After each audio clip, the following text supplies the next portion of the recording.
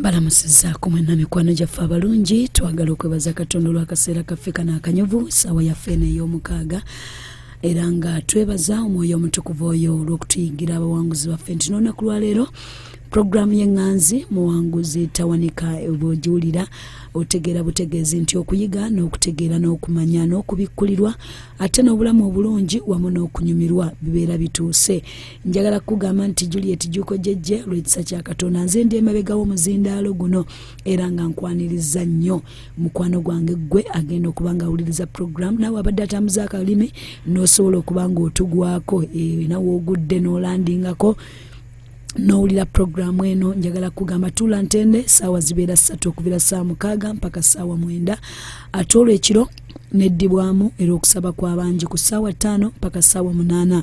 Mikwano gyaffe ab'ensonga njagala kubagamba nti programu nga bw'ogimanyi obulungi obutagyebulizaamu wekka bw'oba olina mikwano gy'egyenjawulo abantu bo ku 9 katonyeze 7 mu Central Port wanene bu Central Kampala ate era ne ku Fort Portal ku 9 katonyeze 0 ate Iganga ku 13 katonyeze 9 bwetyo ne Masaka ku 10 katonyeze 7 ate bw'obuuka emitala w'amayanja ng'ovudde ku ggwanga lino Uganda abantu bonna era batufuna mu ngeri ey'enjawulo ku MCF Radio 2018.caster.fm abali mu mawanga ag'enjawulo era nga wenjogera nti bangi bamaze dda okugolokoka nabo batwegattako mu programu yaffe eno Muwanguzi Tawanika era nga mwe muli ttiimu Jordan Esther bamaze dda okutuuka batwaniriza mu ngeri ey'enjawulo, ttiimu Saudi twatuuse, ttiimu Take baabo, ttiimu China mwebale kuba mukwano nga mwe muli mu class nga mwatuuse dda era nga mutudde ntende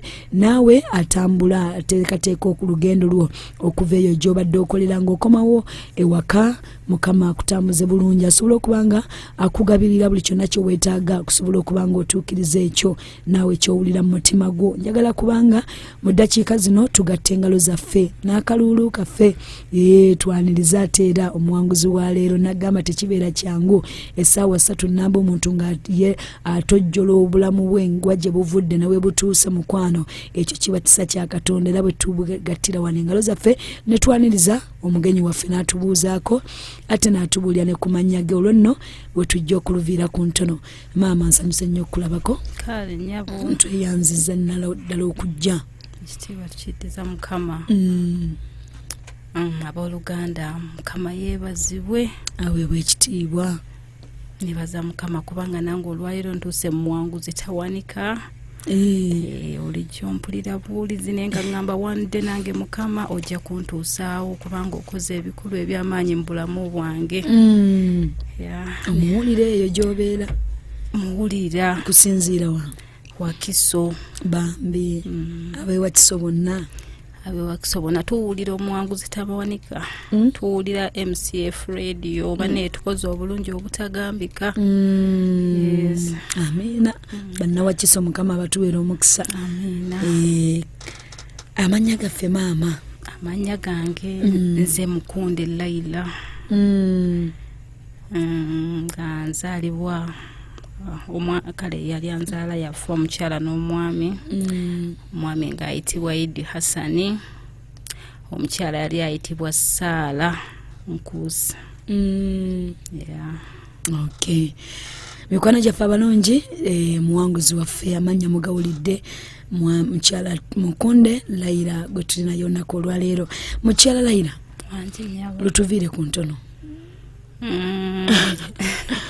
Obulamu bwagenda okutandika okutegeera wabusanga otya? Obulamu okutandika okutegeera nagenda okutegeera nga ndi ne taata wange.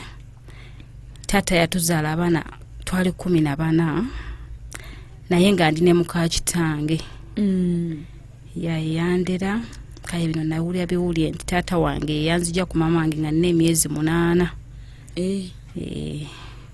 Taata waffe yalina embeera y'okuba nti bw'aba atabuse n'omukyala at first nali musiraamu nendokoka twali basiraamu okusooka kati abakyala nga awasa bangi naye nga bwe mufunamu engeri y'obutategeeragana ye nga moto ye togenda na mwana we taata. Kati maama wange banyumiza bunyumiza nti bwe baatabuka nantwala n'agenda. Taata yali taliwo, yali mwami ng'akola safari. Maama nantwala. Kati taata agenda okudda nga siriiwo. Nanoonya maama wange yali mulundi nga we Burundi, nadduka naddayo ewaabwe nantwala. Kati taata agenda okudda nga siriiwo, yanoonya n'agenda n'amunoonya ne bamulagirira, n'agenda n'anonayo. Maama bali awo nga taata atuuse. Ababe tebakulira bweru. Ye yali moto ye. Nanzijjayo nandeeta, olwo alina omukyalo omulala ewaka. Nampa maama wange oyo. Kati oyo maama okutandika okutegeera nga gwendi naye ye ate yali Munyarwanda nga yava Rwanda. Nembeera ne maama oyo okutandika okutegeera nga gwendi naye nga gwempita maama wange. Maama oyo n'azaala naye nga ntandise okulaakula, n'azaalayo abaana babiri. Ku taata wange ndi mwana wa kubiri. Kati maama oyo naye yali mukyalo omuto kuba no bamaama abalala, naye n'atandika okuzaala. N'azaala abaana baali 3. Ne tubeerawo mu bulamu obwo. Kati nga mpezezza emyaka gyali nga 3 n'enfuna obulwadde awo n'endwala. Bwe nalwala kati mugenda mukunzijanjaba mu ddwaliro. Kale ne bankuba empiso, okugulu kuno ne kugulu ne kulwala. Taata wange agenda okulaba nga si asobola kuyimirira. N'abuuza omukyala we maama wange, n'amubuuza ono omwana yabadde ki? Kuba nali ndi mukulu. N'agamba simanyi. Kati ndowooza bankuba empiso nti mumusuwa. N'endwala kuba nali ndi mukulu nga ndi myaka gyali gingidde ng'ena. Kuba ebimu mbijjukira. Awo n'endwala n'enzira wansi n'entandika kwavula ate nga nali ntambula. Naye mu biseera ebyo taata wange yanzijanjaba nnyo. Taata wange yali anjagala nnyo. Mu baana bonna nga njagala. Kati ate ekyo kyayongera okuba nga njagala mu nze, nanzijanjaba. Yantambuza okunzijanjaba, nanzijanjaba nnyo. Abaana mukitegeera mutya nti mu bazadde nze gwe basinga okwagala? Olw'ebikolwa omuzadde by'abaakola. Omuzadde, waliwo omuzadde ng'akiraga. Kati nze taata wange yali ng'akiraga nga ne bw'aba ava safari nga bw'aleeta ebintu ewaka ng'ebyanga abireeta byo biri separate, nga byo biri wali, n'agamba bino bya nnaana. Kale nakulanga bankuza nnyo ekyejo bya nnaana, ne mu budde buno era mu bukulu bwange erinnya lyannemerako erya nnaana omuli ampita. Kati ekyo nga nkimanyi nti taata wange anjagala nnyo. Kale nanzijanjaba, yantambuza malwaliro si bino ebyekinansi, malwaliro gennyini okunzijanjaba okulanga nziramu nnyo mu kantambule. Yewe ekisa kya Katonda nenziramu nenyimirira nemba nga ntambula, ne nali nzize wansi nga njavula na bwavuzi nga swana kutambula. Piso bagikuba wabi.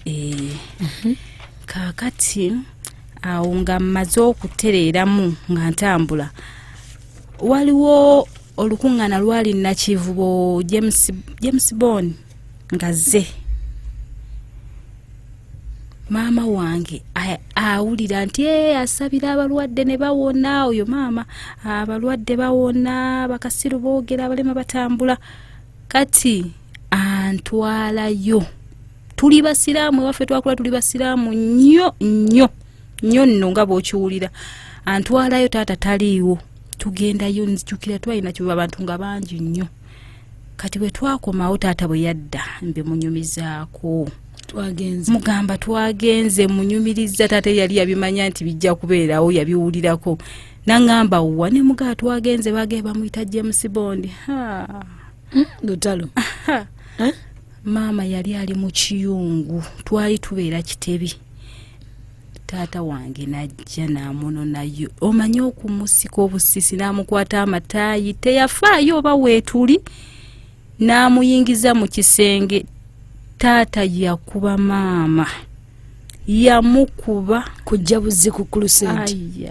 N'amukuba, n'amubuuza gwe omukazi omusiraamu oyinza otya ogenda mu bakufaalu nti otwalayo omwana wange?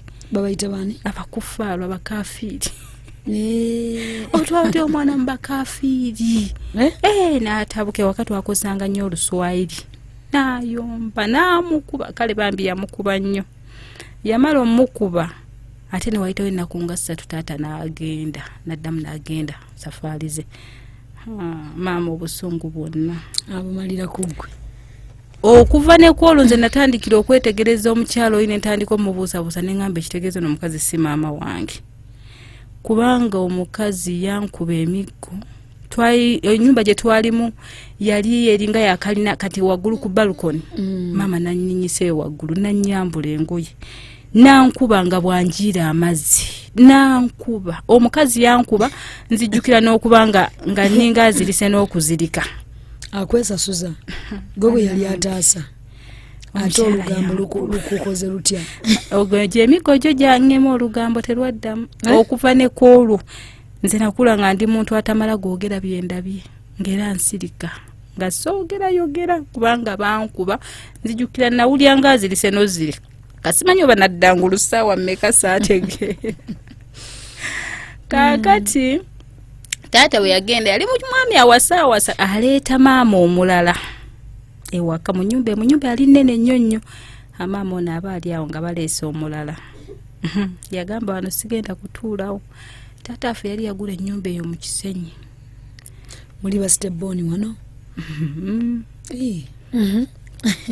kaakati maama anobamu kaavaawo agenda jjaye nga gyagamba apangisa bavaamu nga ba mirundi 2 nga jja tuleeta bintu nga tudda mu Kisenyi taata we yaleeta omukyala n'amulekawo ye teyabeerawo n'addamu n'agenda maama ye nga apanga ebye nga ajja mu Kisenyi taata agenda okudda ewaka eri nga tetuliyo ekitebi ng'alinnya ajja ng'atusanga mu Kisenyi ng'amugamba abanange tebasobola beera ano mu Kisenyi namugamba nange sigenda kubeera mu nnyumba na mukazi namugamba abakazi bembeera nabo bulijjo babeera bonna oba tosobola dda ewammwe Rwanda kyala namugamba sigenda kuddayo wanzijja waffe nga ndi mwana muto ngamba oti okuddeyo ndeka mbeere wano taata waffe yali musajja wa kifuba olwo maama yali yeepangisirizaawo maama nyumba zaali zaffe kati ajjeemu abapangisa z'abapangisa ajjeemu abapangisa tubeddemu mwali bameka olwo twali olwo tuli 6 ne maama yali yazaala ababaawo yali yazaala ayinamu nga bali 2 nabana abana naye nga buli mwana alina nnyina nga buli mwana alina maama we kuba taata waffe yali musajja kale yalina ku ssente yalina ku ssente ezimala ng'ate musajja wa malala nnyo kale nga ezikiriza aki abana amusitudde amuzizaayo tuzeeyo ekitebi tubeddeyo kati awo mu kiseera ekyo wabaawo obuzibu muto wange mwana w'oyo maama twali tuva okunaaba mu kinabiro waliwo yalinga dressing room tuyingira omwo omwana akwata ku waya y'ebbinika sanyaze gamukuba omwana yagwirawo n'afiirawo kati taata naye yali waali nempogana neŋŋamba omwana agudde bagenda okujja ng'oli afudde taata amasanyaze n'agasalako bambi ennyumba eyo yagikyawa kyamuyisa bubi n'atundawo bwe yatundawo ne tugenda ne tudda mu Ndeeba kati awo era ku mayumba ge ago tegaali gage ne twifuna amaka malamba ne tugapangisa ono omugole ye yasigaddeyo eno yatundawo ffenna n'atugjayo kati ye n'amufunira ewuwe ffenna twali awo mu Ndeeba naye nga tetuli wamu buli omu n'amuteeka ewuwe kati awo okusoma ne kutandika nava eri nali ntandise okusoma nga ndi ku St. Paul gye nali ntandikidde okusoma egundi kale ntandise okusoma ne nadda eno ne tudda mu Ndeeba ne ngenda ku ewa Diniya gye bayita Kabwa Hidayat Islamic School awo nali ngenda mu P1 ne ntandika okusoma nga ntuuse mu kyokusatu taata wange afunamu yagenda ebweru yalinga naye simanyi mulimu gwakola taata wange naye nga batugamba nga nti yali musuubuzi naye mukukula kuno bwe batuwulira bye yakolanga yali ddiira bwatu kati agenda babakwatira Hongo Kongo bamusiba awo ndi mu P3 nali mu P3 bwe bamusiba obulamu butabuka tuli mu mayumba ga kupangisa ono maama waffe gwe twali tuli naye atukwata atugamba kati mbatwala Masaka kuba taata ffe gye yali azaalibwa akwatako omwana gwe yalina omuto olwo alina abaana bali 3 akwata omwana omuto gw'alina ye adde Rwanda ffe atutwala e Masaka ono maama omulala ye n'asigalayo eri ewuwe ne tudde Masaka. Obulamu tebwali bwangu, tubadde Kampala, tubeera mu ngato, mubeera mu siripa, tomanyi kutambulira mu ttaka. Obulamu bwa Taata abakubira nti sikyakomyewo kati. Ate nga tetumuwuliza, tetuwuliza kuba kati ndooza ebbanga lyayitawo, nali sinnategeera bulungi. Ebbanga lyayitawo ndooza nga balaba tajja. Mukyala nalaba alemereddwa. Nadde ewaabwe ne tubeera Masaka mu bulamu awo, tuzze ewa jjajja waffe. Obulamu si bwangu, jjajja waka ayinawo kale abazzukulu. Naye kati nze nkizudde kati nga ndokose. Nze naliko omwoyo gwa rejection. Mu biseera ebyo byonna byonna nze mama wange yali wali ng'abeera naawo William nga yafumbirwa. Naye mami nga ne bw'aba yajjanga okundaba, naye nga ne bw'aba azze okundaba si ye muzadde nti ojja mulaba abeere ku mwana we yazze mulaba.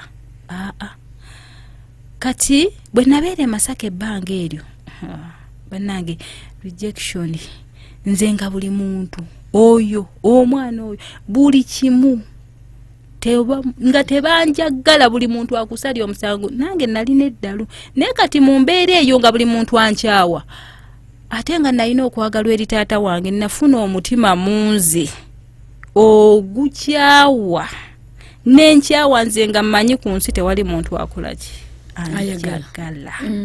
N'enkiwulira nti munze sirina muntu gwe nnyina kukolera kalungi, kubanga nange sina gwe nkolera kalungi, sina gwe nsanyusa. Kati nange sigenda sanyusa muntu yenna kuba nange tewali ansanyusa. Nembeera waawo, ewaka waliwo abantu bangi family, basenga bange, naye nga buli muntu nentuuka ne basenga bange okugamba naye ono omwana si waawano, tazaalibwa wano. Ekyo nenkitereka ku mutima ne ngamba naye bannaaye, naye nga nfaanana mama wange naye ate nga nina n'ekifaananyi kya taata wange munze.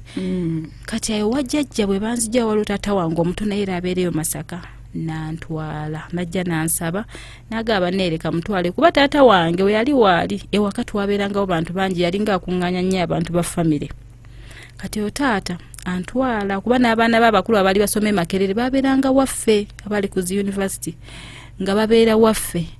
Kati nantwala ewuwe, mbeera ewuwe, nantandisa okusoma ngenda ku Masaka Muslim. Nanzizaayo ku ssomero netandika okusoma onyingidde, ngenda ndi mu P4. Naye wakaawo tewaali buzibu, taata teyalina buzibu, naye yalina batabani be. Abaana bantawaanya nga baagala okundeepinga. Bannange neefuna obuzibu nga baagala okundeepinga. Otandise okula. Nalina emyaka ndooza nga 7-8. Nabo baali baana naye nga bo bansingako ku bukulu. Naye nga bannange ekizibu ekyo kyampisa buli gwoba osinga, naye lwakuba nalina amaanyi nga neddalu nga ndi mulwanyi, nze nga nwana n'abalenzi abo, ne nwana nabo olumundu namukuba n'ekikopo ku mutwe nekimwasizaako. Olwo babasuzanga mu kisenge kyekimu? Tetwali nga mu kisenge kyekimu, naye kati mama afo yakeeranga n'agenda okulima. Bino bakulese waka ate nga nkola emirimu, nga bakuleka ewaka gw'olina okukola bwe mba temwasomye, nina okufumba. Oli mu nnyumba osiimula ogenda okulaba nga zze.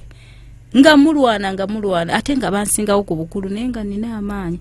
Genda okuwulya embeera nga njikooye ewaka awo nga siina mirembe. Tosobola kukigambako maama? Nali mutya omuntu gwe ngenze obugenze kale ate teyali wamboozi. Ate ng'egyo gavumenti okusooka abantu nalabanga nga ndaba tewali anfaako. Kati nga ntya nonyumiza omuntu ekizibu kye mba nsanze. Ng'olwo ggojja okulufiiramu. Kale tugenda kuba nga tukomawo katono mukyala Mukunde. Mikwano abalungi tula nti ne tuvaako tukyagenda mu maaso, tulina mukyala Mukunde Laila gwe tulinayo olwaleero.